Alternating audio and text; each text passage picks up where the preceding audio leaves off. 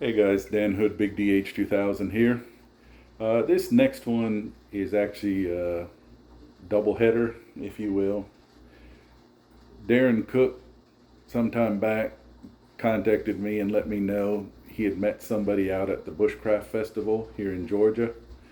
Um, let's just say this individual will just give his name as Kaleb, and we won't go any further because he probably values his privacy.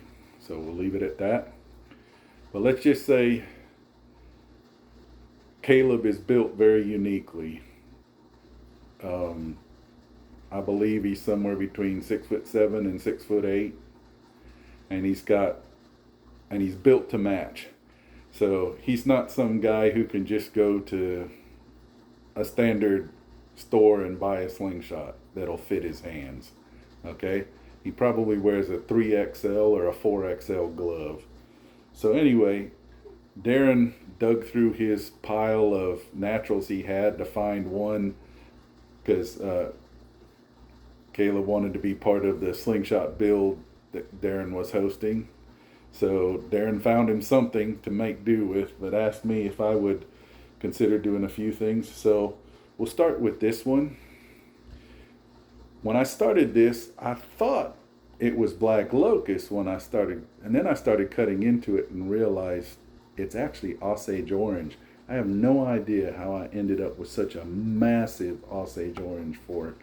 Because those of you who know, Osage orange tends to be more of a large bush, for lack of a better term. It doesn't get very large unless you're cutting it down way down at the stump. You don't get very large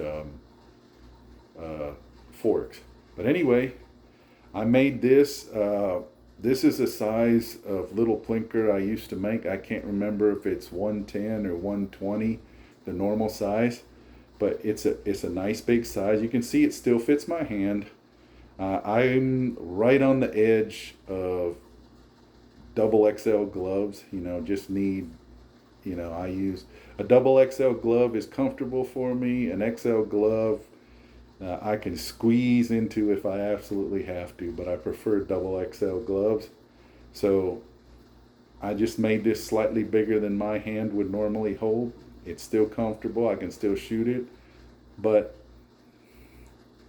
hopefully this fits Kaleb's hand as a natural. You can see I made it ergo. And then, well, you got to make a custom too. So this is actually black phenolic.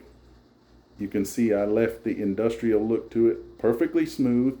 It's just that there's more of the canvas in it showing than the resin. You can also sand down and get rid of more of the canvas to where you get the layer of resin between the two layers of canvas and make it a little more, which you can see the darker spots where that's happened. But I like to leave a little bit of the canvas up on the fingertips and up on the front. Makes it look stronger, more industrial. Those of you who know canvas phenolic know it's built. It is built to take a beating.